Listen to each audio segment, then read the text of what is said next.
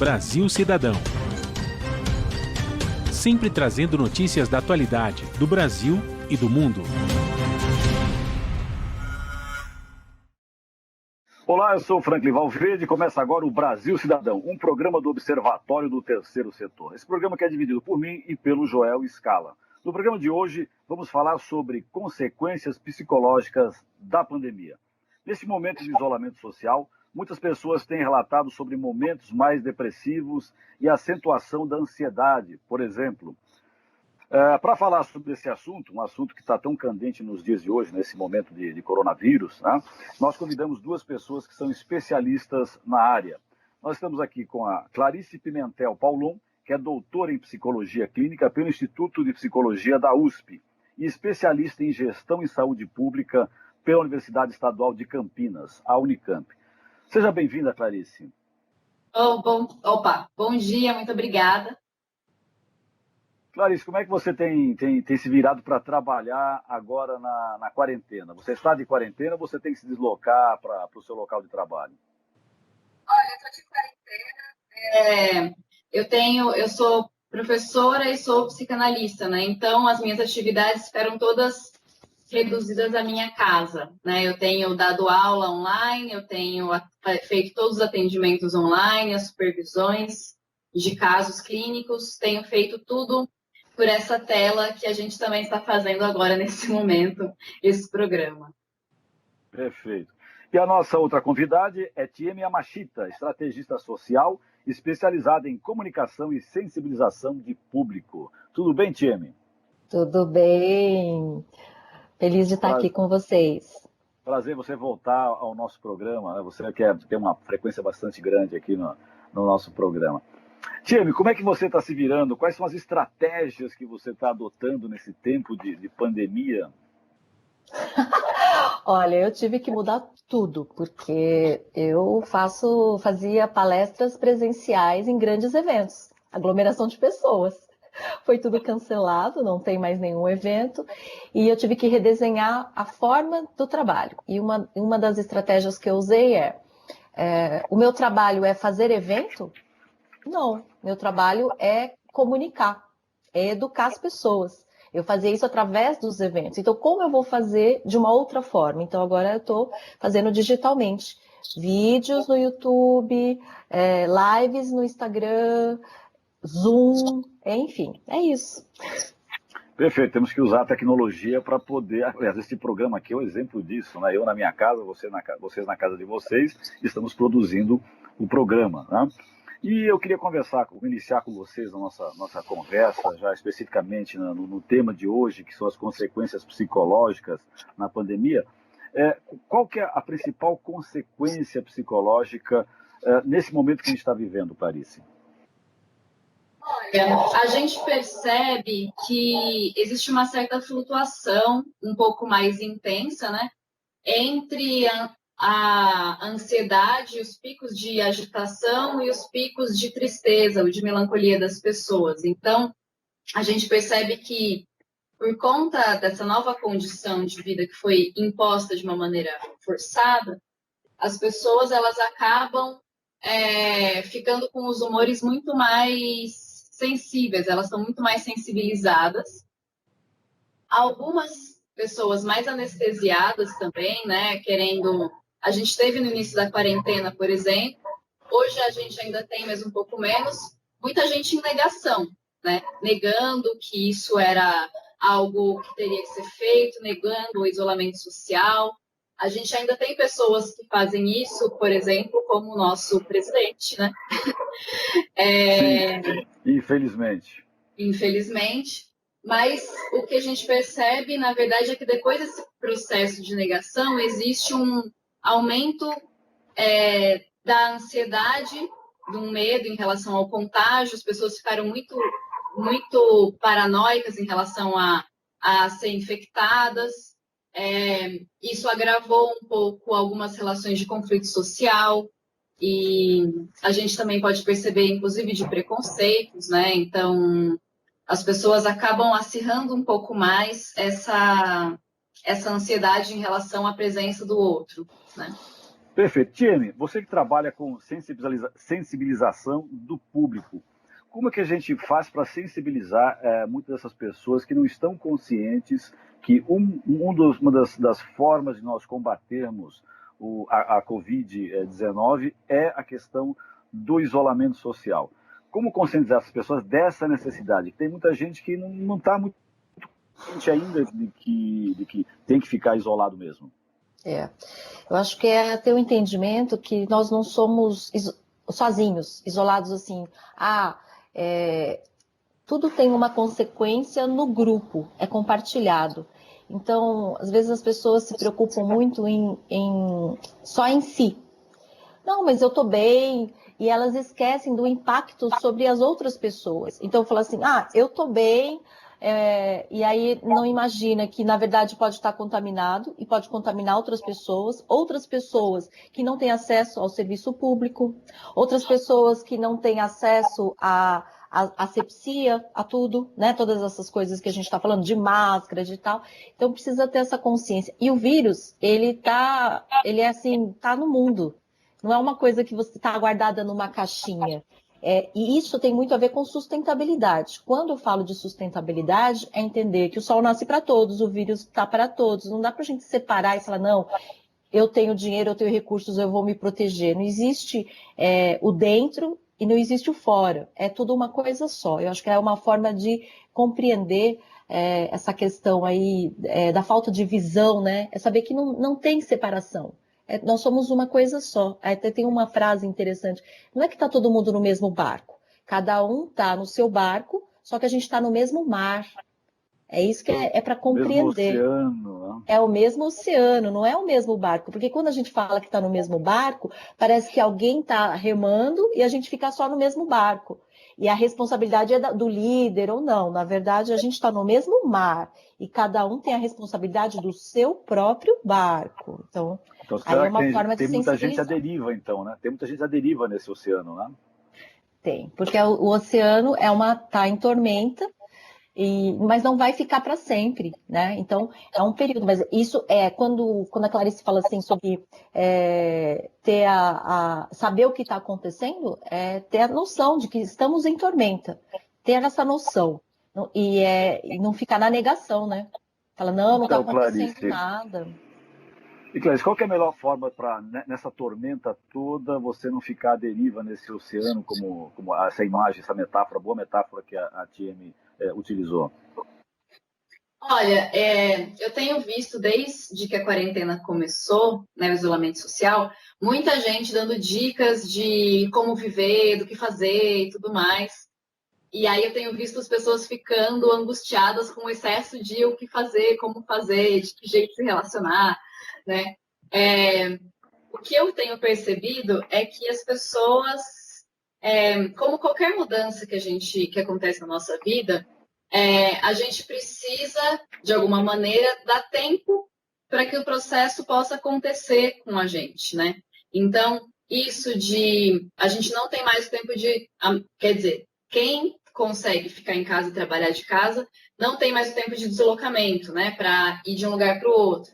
Então, essa relação com o tempo vai mudando. A gente precisa ter um pouco de paciência com os nossos processos para conseguir estabelecer novas rotinas, né? Como a Tia me disse, né, nós somos seres sociais. A gente está isolado justamente porque vivemos num coletivo, né? Então, a gente lida muito bem quando a gente consegue estabelecer alguns padrões de funcionamento do nosso dia a dia. E isso, depois das mudanças, leva um pouco de tempo. Então, o que eu diria é para as pessoas terem um pouco de paciência com elas mesmas, com a forma como elas estão lidando com isso, porque é tudo muito novo para todo mundo. E aí, a tendência é a gente ficar ou muito ansioso num polo ou muito triste, muito melancólico no outro. Perfeito. Você falou na questão do tempo, né? Agora, a gente tem percebido, claro, fica isolado, mas a gente está... As redes sociais, né, que de uma certa forma, uns tempos atrás era tão condenada, né, que as pessoas perdiam muito tempo com isso, deixavam de viver. Hoje elas estão vivendo pela rede social, né, porque não tem outra forma, né, porque a partir do momento que você está isolado, a forma que você tem de contato com o mundo exterior é a rede social. você vai, aquelas pessoas que você gosta, aquelas pessoas que você tem contato, você acaba mantendo esse relacionamento pelas redes sociais. Agora, no entanto, pelas redes sociais, eu tenho notado que tem muita gente reclamando que o que em tese teria tempo, né? Estão reclamando a falta de tempo, né? Como administrar essa questão, essa falta de tempo? Porque eu percebo muitas vezes reclamam que o trabalho feito remotamente às vezes acaba exigindo mais do que se fosse o presencial. Como trabalhar essa questão? Olha, eu tenho percebido, também não sei, acho que a Time também deve ter coisas para dizer sobre esse tópico, mas eu tenho percebido que tem alguns trabalhos específicos que têm tido mais demandas, né? Eu acho que trabalhos como o trabalho dos professores... Ó, o Joel. É o Joel. Bem-vindo, Joel. Bem-vindo. Esses são os problemas da tecnologia, né? Você finalmente eu consegui. Fora, agora o Joel Beijo chegando, para você, Tieme. Beijo, pro Joel. Clarice.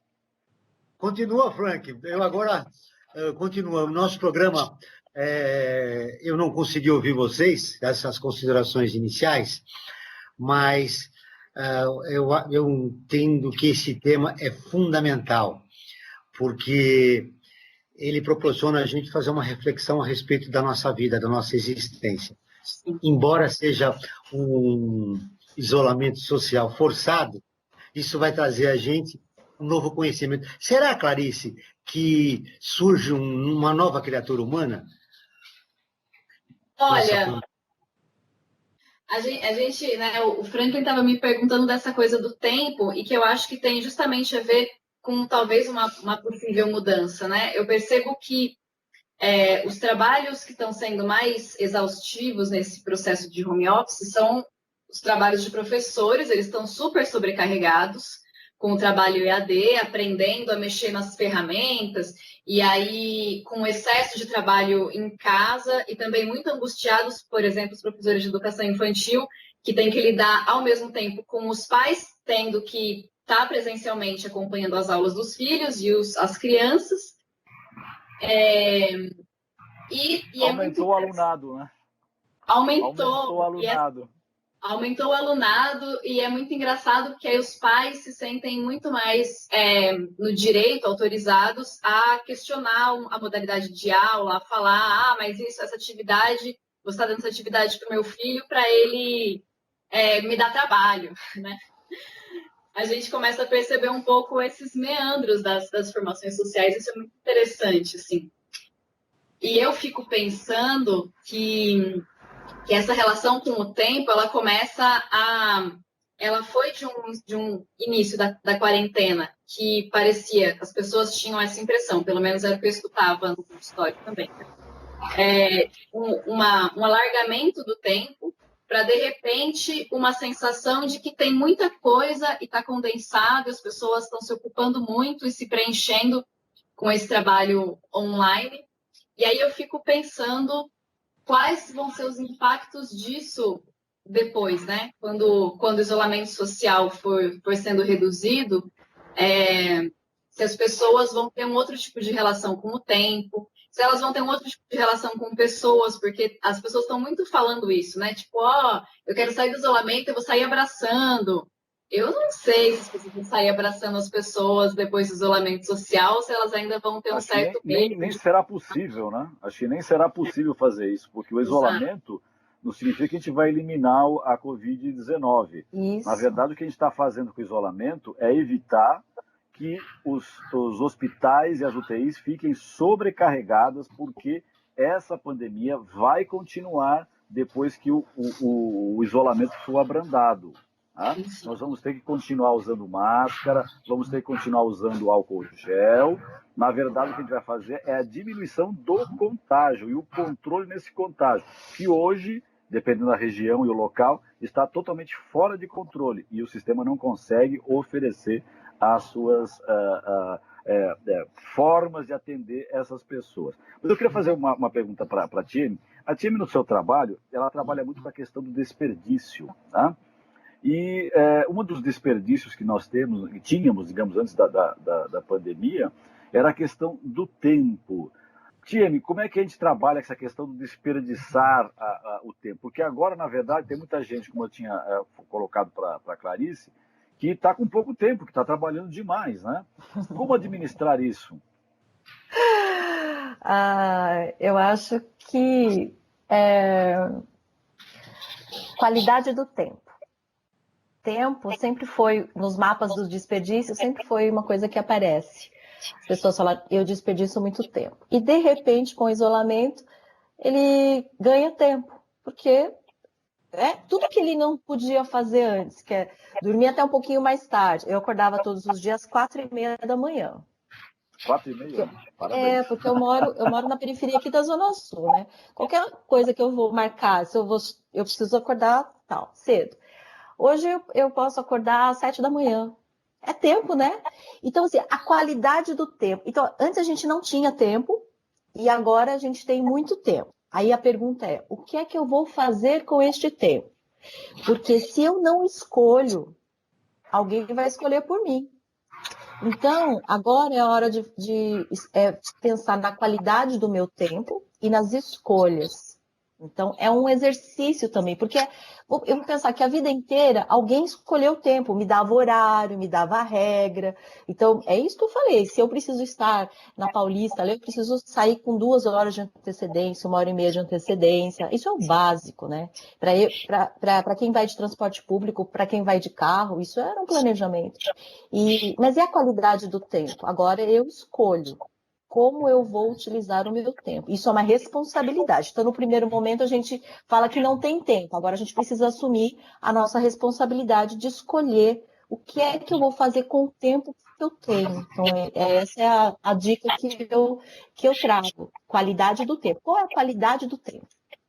Ocupar o tempo livre. Como ocupar o tempo livre nesse momento de isolamento forçado?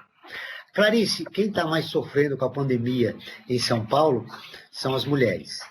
Aumentou a agressão às mulheres 20%, sobretudo as mulheres que moram na periferia, mulheres negras entre 18 a 30 anos. Como tentar, nesse isolamento social, compreender essa dinâmica da sociedade e fazer com que a gente possa perceber que existem segmentos da sociedade que estão sofrendo muito mais nessa pandemia, como no caso das mulheres.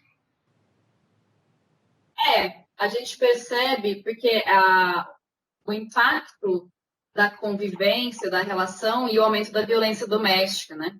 Então, a gente vê esse 20% de aumento da violência contra as mulheres acontece justamente porque, estando mais em casa e convivendo mais, essa violência, essa agressividade que já acontecia em casa é intensificada, né?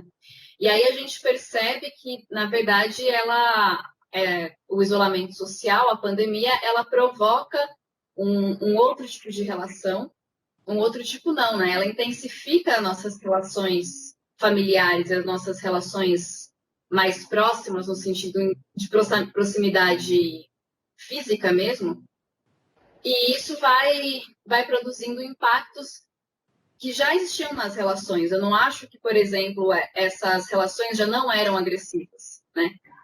Elas só vão se intensificando por conta do excesso de contato e por conta da dificuldade das pessoas de se relacionarem de uma maneira mais intensa, né? Isso tem a ver, por exemplo, com o nosso padrão de relações amorosas e de relações familiares, né? As pessoas, às vezes, podem achar que estar numa mesma casa significa estar falando o tempo inteiro, estar o tempo inteiro em contato, estar o tempo inteiro fazendo tudo junto. Isso é um padrão de relação amorosa, monogâmica muito, muito difundida, né?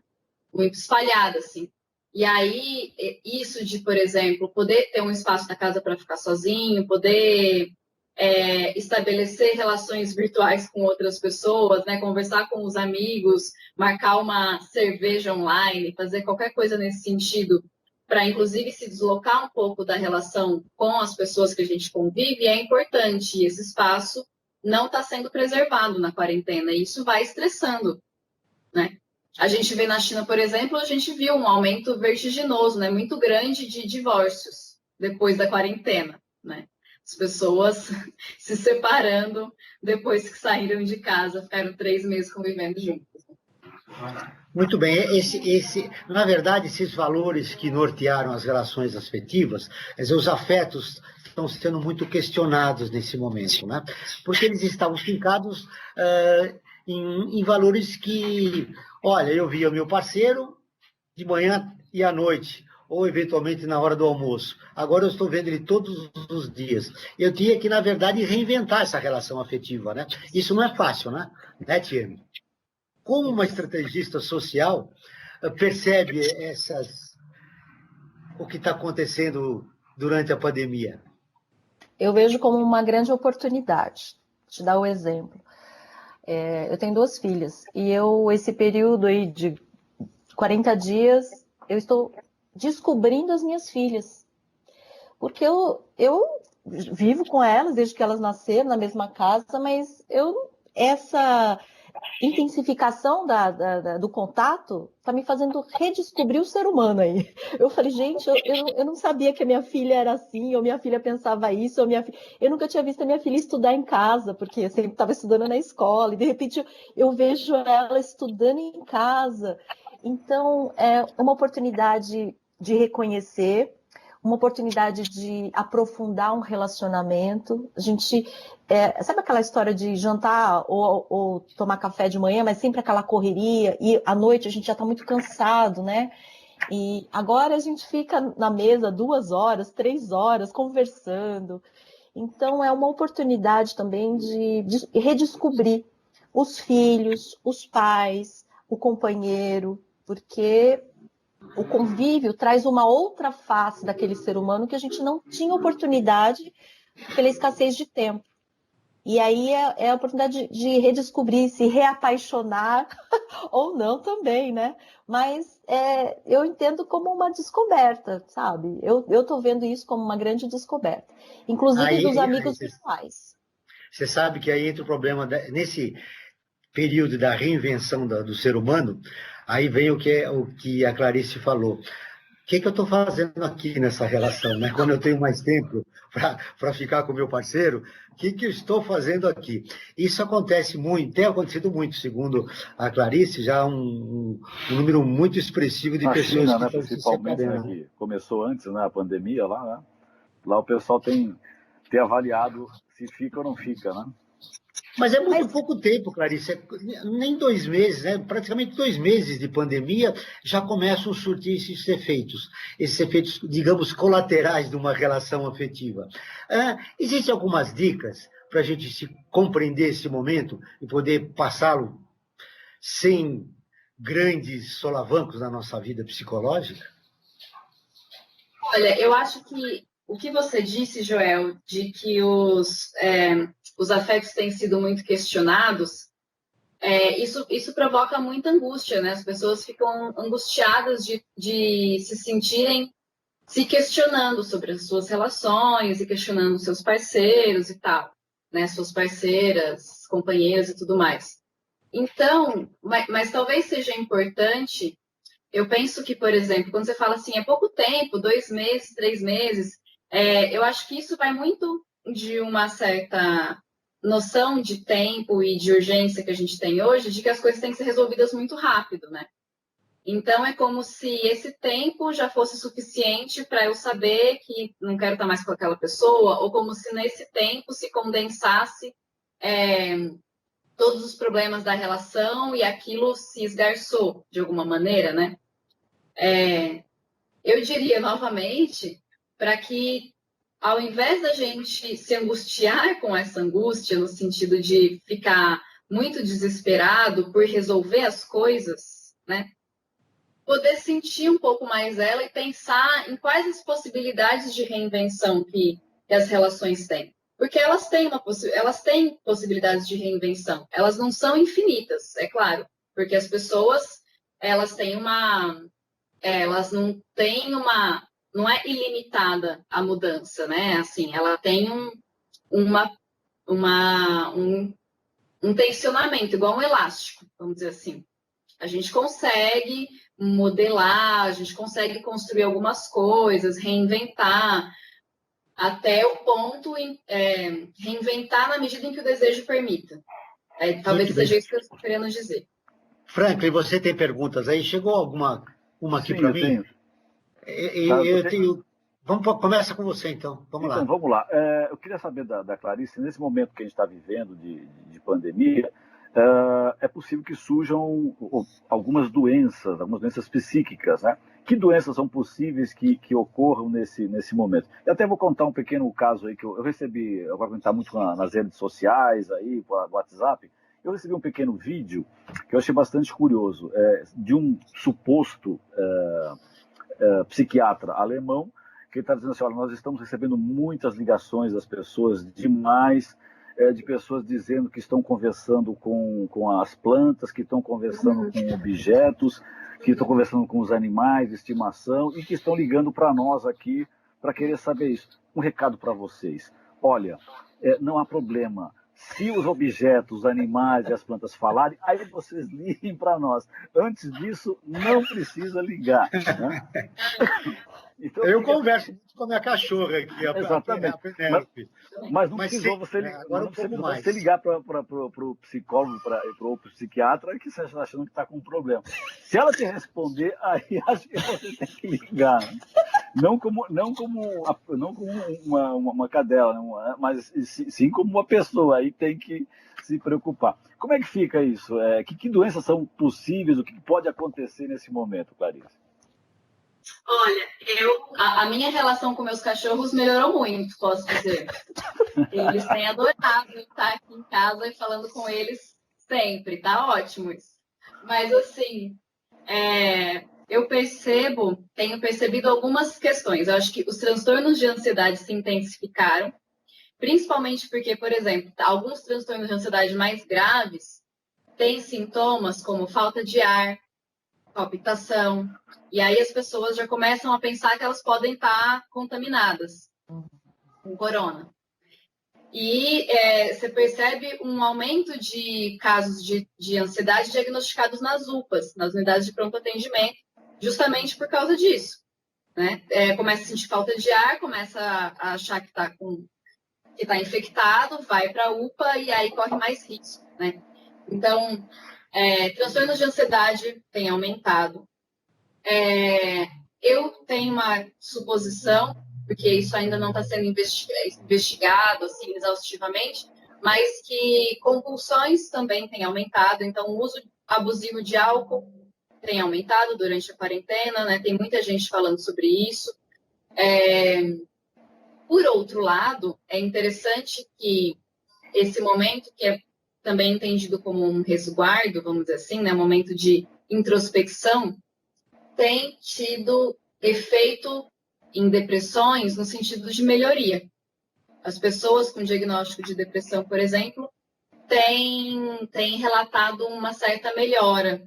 Eu acho que justamente por essa possibilidade de estar em casa, de ter uma outra relação com o tempo, isso vai se reconfigurando numa espécie de melhora para esses quadros. Mas os quadros de aquelas pessoas que têm dificuldade de contato social, né? Como obrigatoriamente tem que ficar isolada, para elas estar digamos assim, no mundo ideal, né? Diríamos assim. Sim, para elas reduziu a ansiedade delas, inclusive, né? De não ter que sair de casa e entrar em contato, né, presencial com as pessoas.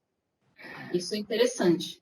Tiane, eu me lembro nas suas palestras e um dos eventos que o Observatório organizou, você falava da relação importante que a pessoa devia ter com o seu smartphone, né, o seu celular. Com esse isolamento, as pessoas estão usando muito mais essa ferramenta. E o uso exagerado dela pode ocasionar alguns problemas também, não é isso, Tiane? Pode. É isso que eu ia falar. Uma das coisas que muda agora, né, é usar máscara. E por que a gente usa a máscara? Para filtrar, não é? Para filtrar. A gente também precisa usar um filtro no celular. Um filtro no celular no sentido de definir um tempo para... eu vou dedicar tanto tempo para estar atualizado. E aí eu escolho por qual canal eu vou estar atualizado. Eu não vou deixar entrar tudo na minha cabeça. Não, eu escolho. É esse jornal que eu vou assistir, então é esse, só está nesse horário. Perfeito. Um tempo para eu ficar nas redes sociais. Então é um tempo definido. Então eu preciso também filtrar. Então a questão física de usar a máscara para me proteger contra o vírus, eu também preciso ter o mesmo procedimento com relação ao smartphone, porque senão a ansiedade aumenta, porque as pessoas vão se influenciando, né? Ela fica o dia inteiro ouvindo notícia ruim, notícia de doença, somatiza. Ela fica o dia inteiro... Então, precisa filtrar, e aí a disciplina ela é importante. O que me interessa ver?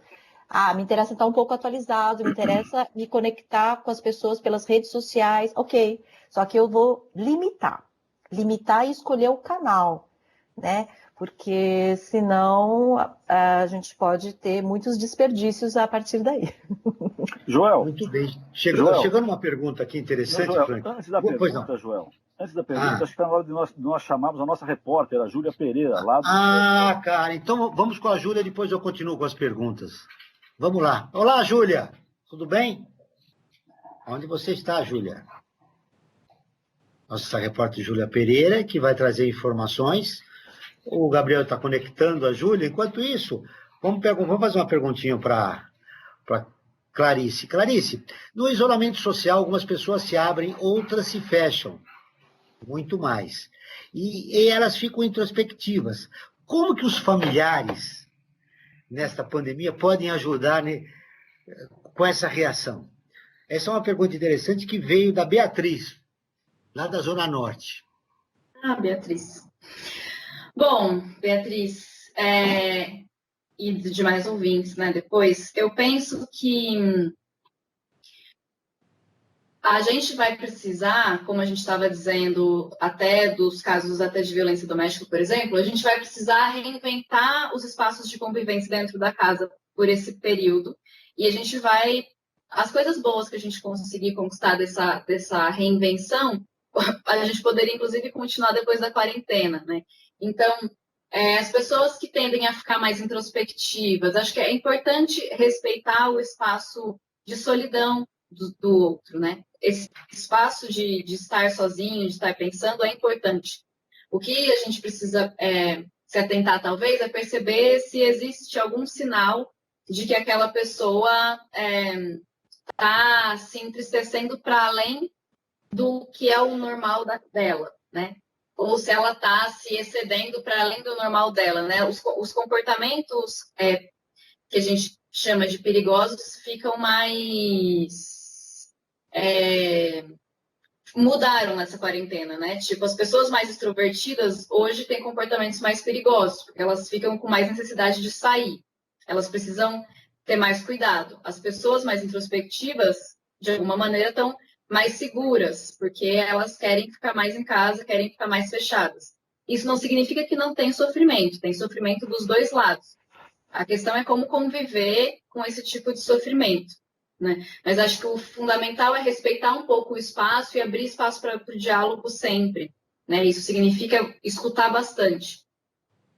Ou seja, respeitar essa introspecção, mas buscar o diálogo para que essas pessoas sintam que elas não estão sozinhas. Aliás, depois eu quero ouvir você sobre o conceito de solidão. O que é solidão na pandemia? Mas agora sim, Frank, nós estamos conectados com a Júlia? Eu acredito que sim, ela está na tela. Acho que ela só precisa desabilitar. Isso, agora sim. Agora já está ali o microfone. Tudo bem, Júlia? Seja bem-vinda. Quais são as suas informações? Bom, hoje eu vou trazer uma notícia que foi para o nosso site do Observatório, que fala sobre um site que está prestando atendimento médico de forma gratuita para desafogar o sistema único, o sistema de saúde, principalmente o sistema público, já que muitas pessoas sentem alguns sintomas e ainda estão indo nos hospitais. Então, esse site chama Projeto Missão Covid, conecta tanto os pacientes quanto médicos voluntários que estão prestando esse atendimento.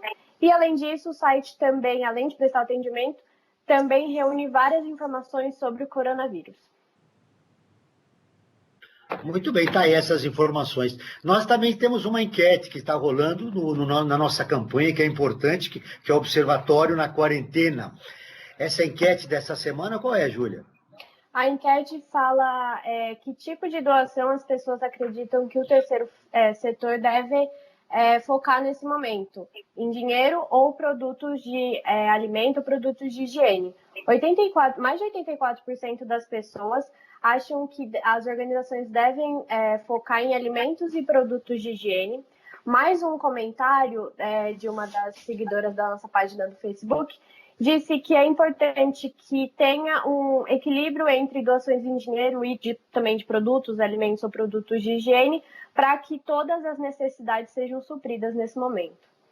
Muito bem. Na nossa primeira enquete, que lançou a campanha, inclusive a Clarice Paulão é uma das especialistas que conversam com os seguidores do Observatório do Terceiro Setor, dando dicas e falando de como enfrentar essa pandemia. A primeira enquete era a respeito daquela pergunta sobre o que mais está impactando nas pessoas. Olha que interessante, Tieme. É o psicológico ou o financeiro? Clarice, o que mais impactou você?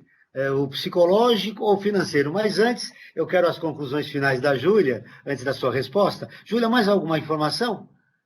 Bom, o que eu tinha para destacar do nosso site é isso, mas um recado para todo mundo ficar atento, tanto no nosso portal quanto nas redes sociais, Observatório 3 Setor, no Facebook, no site também e no Instagram, porque a gente está fazendo uma cobertura sobre quais são os projetos, né, e as organizações que estão agindo nesse momento, além de matérias mais aprofundadas. Muito obrigado pela sua participação. Um abraço, Júlia. Abraço. Muito bem, Frank. Continuamos com o Brasil Cidadão. Tiene, o que mais impactou em você? Eu já perguntei isso para a Clarice. O aspecto econômico ou psicológico?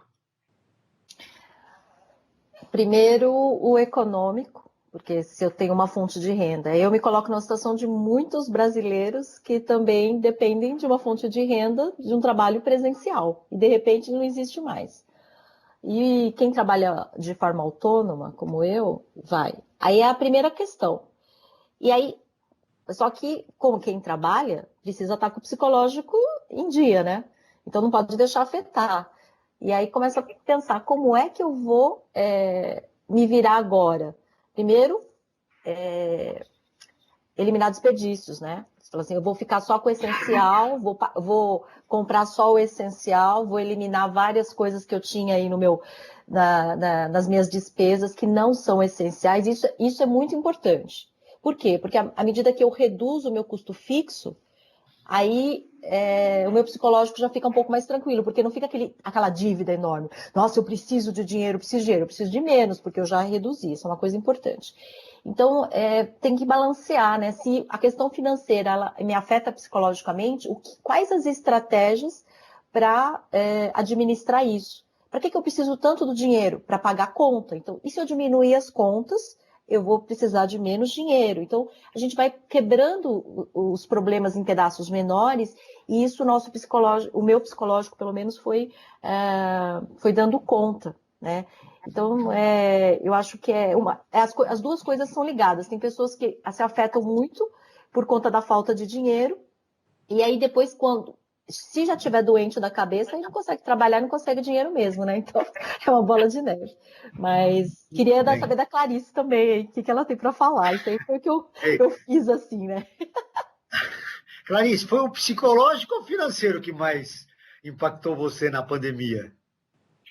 Inicialmente eu acho que foi o psicológico, porque o meu trabalho ele foi muito facilmente deslocado para online. Mesmo na primeira semana de pandemia, por exemplo, eu tinha decidido manter o consultório presencial uma última semana para ir aos poucos migrando para o online, até para a gente conseguir estabelecer melhor as plataformas que usar e tudo. Mas a maioria das pessoas também já foi migrando assim naturalmente para o online. Assim.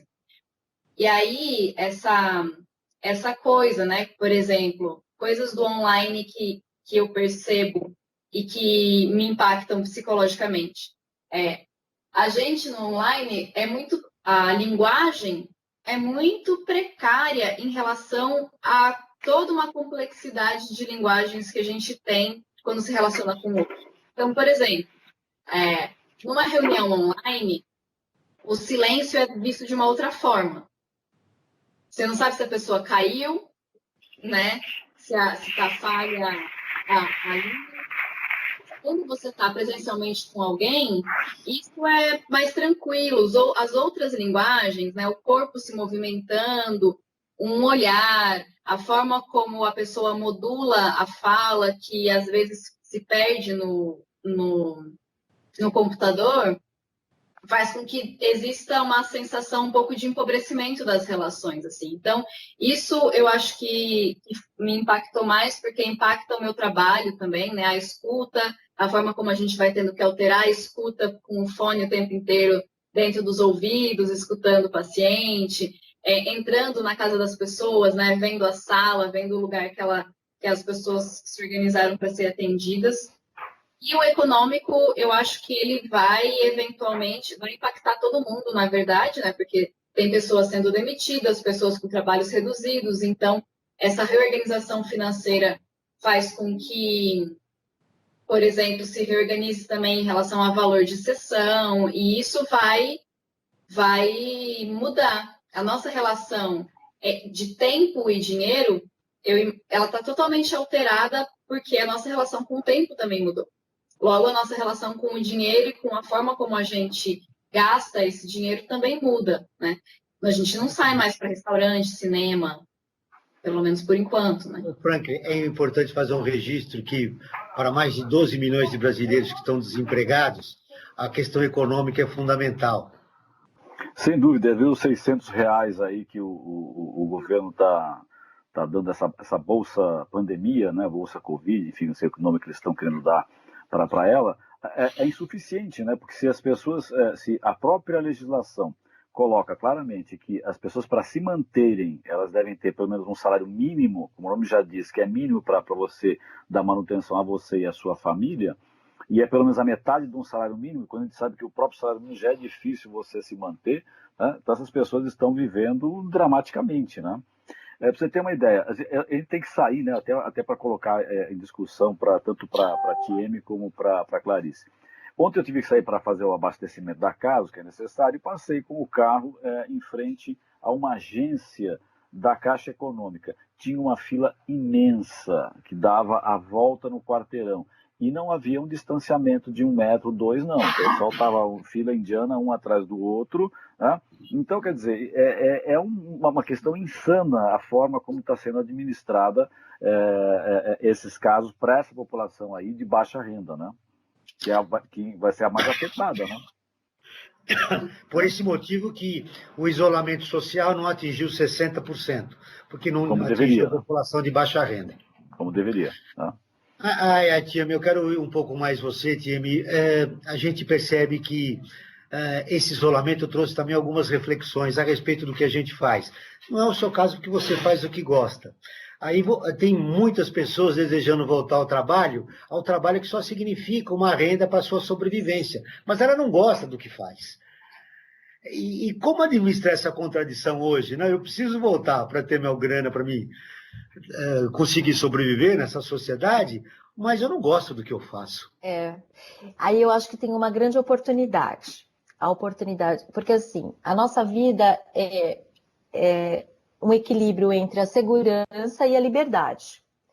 E aí, quantas pessoas estavam se privando da liberdade de ser quem elas são, de fazer aquilo que realmente amam, por conta da segurança de um emprego?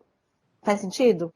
Então, e aí, olha, sempre que eu falo de Motainá, as pessoas falam assim, Tieme, uma das coisas que eu estou desperdiçando é a minha vida. Eu falei, por quê? Porque eu não gosto de fazer o que eu faço. Eu falei, por que você faz? Porque eu preciso ganhar dinheiro, eu preciso sobreviver. Ela falou, eu preciso sobreviver. E aí eu trabalho e tal, mas eu gostaria de fazer outra coisa. Tá. E agora? Perdeu a segurança. Sabe? Perdeu a segurança, porque assim, as pessoas perderam o emprego, quer dizer, aquela segurança de que tinha aquele dinheiro certo, que garantia tal, e aí ele se sacrificava a sua vocação, sacrificava uma série de coisas, Agora ele tem a oportunidade e a liberdade de ser quem ele é, de ser feliz todos os dias. Então também tem um olhar otimista com relação a isso. Lembrando que a gente tem uma vocação, até para os empresários que sofrem muito, eles me procuram, né? E eles falam assim, ai, Tieme, como é que eu vou mandar os meus 30 funcionários embora? Eu vou ter que fechar a empresa, que dor. E eu estou me sentindo muito mal. E eu falo, a pior coisa que te acontece pode ser a melhor coisa que te acontece. Porque a gente acompanha casos de pessoas que, se ela tem vocação para fazer aquilo, ela vai encontrar uma forma de voltar a fazer aquilo. Mas se a vocação dela não for por aquilo, ela a vocação dela vai ser feliz a partir de agora. Porque se não fosse isso, a gente não era contratado para fazer treinamento e sensibilização para motivar funcionário. Por que eu preciso motivar o funcionário? Porque ele está trabalhando desmotivado. Então agora é uma oportunidade também de eu me reconectar com a minha vocação e de redesenhar, me reinventar, me colocar agora no mundo de uma forma digna, ser útil, de uma forma digna ao talento que eu tenho, à experiência que eu tenho. Esse é o olhar positivo que eu tenho a respeito das mudanças ali. Não só perdi o emprego, perdeu a segurança. Porém, agora você ganhou a oportunidade de ser quem você é, de ter a liberdade de fazer aquilo que você gosta de fazer. Essa é uma visão realmente muito positiva sua, é importante a gente colocar aqui para registro. Mas também essa contradição entre fazer o trabalho só para você sobreviver, ganhar seu salário, sobreviver e não fazer o que gosta, pode dar, tem aí eu não diria origem, mas aí surge um problema, uma neurose que pode desencadear um problema psicológico. Não é isso, Clarice? Ou não? Eu acho que, de toda forma, em qualquer momento da vida, se a gente fica muito pressionado a sempre retirar qualquer coisa positiva de qualquer experiência, isso tende também a deixar a gente muito estressado, né? Então,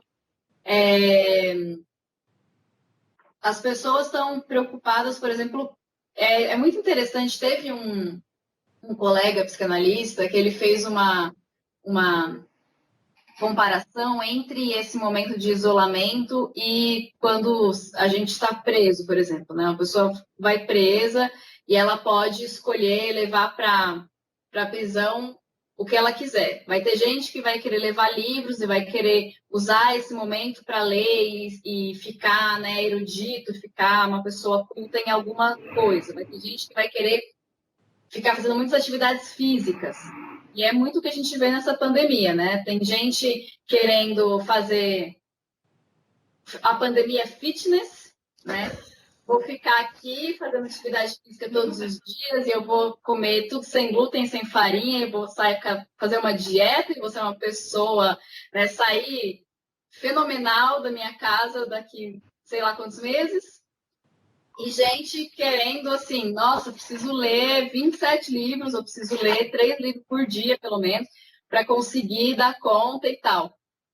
E, na verdade, só o que a gente está fazendo nesse processo é tentando passar o tempo para poder voltar a sair de casa, né? E isso tem a ver com calma, assim, vamos não se pressionar nesse momento. Pode comer lanche, entendeu? Come cachorro-quente de almoço, não tem problema, entendeu? Pode comer farinha, pode não ler todo dia. A gente precisa, eu acho que é interessante, talvez uma coisa legal, uma coisa que pode ser interessante da pandemia é a gente conseguir se aturar mais. Né? Será que a gente consegue isso, Franklin? Se aturar? Acho que é uma oportunidade. Lembra aquela frase que é atribuída ao jornalista, acho que o Paulo Francis, o inferno são os outros? Ou somos nós mesmos? Então, acho que tem um pouco de tudo, né? Um pouco somos nós e um pouco também são os outros. Aproveitando, Joel, acho que nesse momento aqui, as pessoas estão muito nas redes sociais, né? Eu queria fazer um convite, tá? Um convite que é para participar da nossa campanha, a campanha do Observatório do Terceiro Setor. Nós lançamos uma campanha que é Observatório na Quarentena. com o objetivo de ouvir os leitores, os nossos seguidores, sobre como é que eles estão sentindo durante esse período de isolamento social. Nós estamos fazendo isso por meio de enquetes que são publicadas no Facebook e no Instagram, como a própria Júlia apresentou esses dados aí quando ela fez a sua entrada.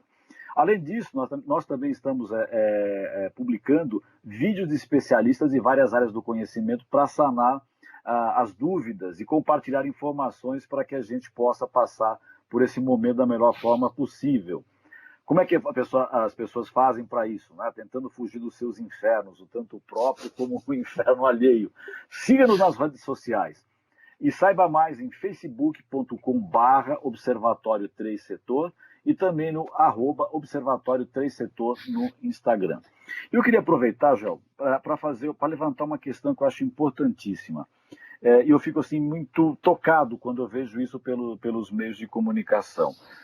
A pessoa faleceu vítima do Covid, né, da Covid-19, e vai ser enterrada. E os familiares e amigos não podem se despedir, como acontecia antes da pandemia, quando alguém morria.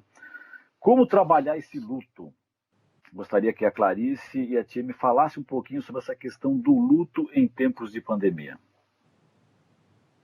Olha, eu acho, e isso é uma das questões mais delicadas desse momento, né? A gente não pode velar os nossos mortos, né? Sejam de Covid ou de qualquer outra doença, a gente não pode fazer velório é aglomeração, a gente não pode fazer isso, né? E o quanto que eu acho que nesses momentos que a gente percebe a importância da presença física, da presença do corpo, para poder encerrar processos e para poder ter algumas relações, assim, né? Eu acho que o luto tem muito a ver com o tempo, né? Mesmo no DSM, que é o Manual Diagnóstico, eles fazem uma diferenciação, por exemplo, do que é luto e do que é depressão a partir do tanto de tempo que se fica em processo de luto em relação, por exemplo, à morte de alguém. E a nossa relação com o tempo, agora ela está um pouco suspensa no que a gente considerava normal, né? Então, é difícil a gente estudar ou analisar de que forma a gente vai lidar com o luto nesse momento, né? Imagina uma pessoa como a maioria de nós, dessa classe social, tem ficado em casa sempre, só sai eventualmente para fazer compras no mercado, então está quase não vendo pessoas. Eu não sei vocês, mas às vezes, para mim, chega um momento da semana em que é quase delirante pensar que tem outras pessoas andando na rua e tal, porque você fica num momento tão de intensidade com os aparelhos eletrônicos e vendo as pessoas em tela, que essa relação mais material com o outro, ela está prejudicada. E isso é fundamental para um processo de luto. Então, eu acho que depois que isso passar, a gente vai precisar estudar de que forma que o luto vai ser reelaborado. Isso vai ser uma mudança subjetiva muito importante. Bom, Joel, estamos com 5 minutos. Nossa, só 5 minutos? Sim. Essa coisa do luto, eu só queria rapidamente da Clarice uma dica de como a gente faz, do ponto de vista prático. Não consegui ver a pessoa que eu mais amava no mundo, ela morreu, desapareceu. Outro dia tem um buraco aqui na minha existência, na minha casa, no meu espaço. Como é que eu faço isso rapidamente? Para quem é uma pessoa e está vivendo esse processo de luto de uma maneira intensa? Olha, a gente ainda tem mecanismos que a gente tinha antes, que é, por exemplo, se uma pessoa muito querida morre e a gente está em outra cidade, a gente tem formas de tentar manter a presença enviando para o velório, né? A gente enviava flores e coisas nesse sentido, que ainda são possíveis, isso é uma coisa prática possível de fazer. Eu sugeriria que as pessoas encontrassem a forma como elas conseguem expressar isso melhor, seja escrevendo alguma coisa, seja ouvindo uma música que lembre a pessoa, criando uma lista no Spotify de músicas que ouviram juntos, seja gravando um vídeo, fazendo uma live.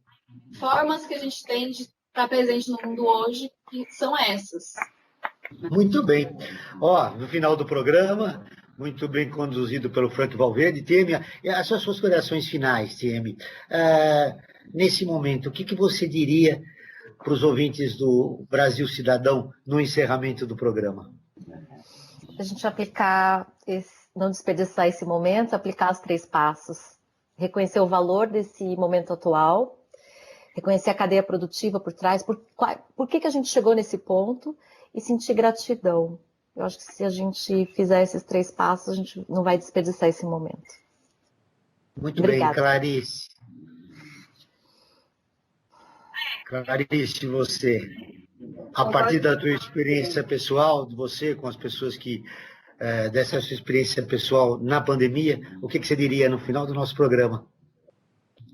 Eu diria para as pessoas viverem isso com a intensidade que elas conseguirem viver, sem ter medo de se exporem no sentido, não de se exporem ao vírus, não façam isso, mas de se exporem nas redes sociais, de se exporem para as pessoas, apresentem as suas vulnerabilidades, falem com as pessoas, mantenham contato da forma que for possível. Muito bem. Aí você, para os seus encerramentos, Frank, do nosso programa. Perfeito. O Brasil Cidadão está terminando. Agradeço a presença de Clarice Pimentel Paulon, doutora em Psicologia Clínica pelo Instituto de Psicologia da USP, especialista em Gestão e Saúde Pública pela Universidade Estadual de Campinas, a Unicamp.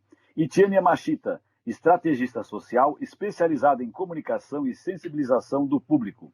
Este programa foi produzido pela equipe do Observatório do Terceiro Setor. Hoje, às 16 horas, você pode acompanhar o programa do Observatório na Brasil Atual, que irá abordar um tema sobre o isolamento social e o terceiro setor. Ficamos por aqui, sempre na luta de uma sociedade mais solidária, mais justa, sustentável e tolerante. E não se esqueça, fique em casa e até o próximo programa. Ficamos por aqui com Brasil Cidadão, um programa do Observatório do Terceiro Setor, sempre trazendo notícias da atualidade, do Brasil e do mundo.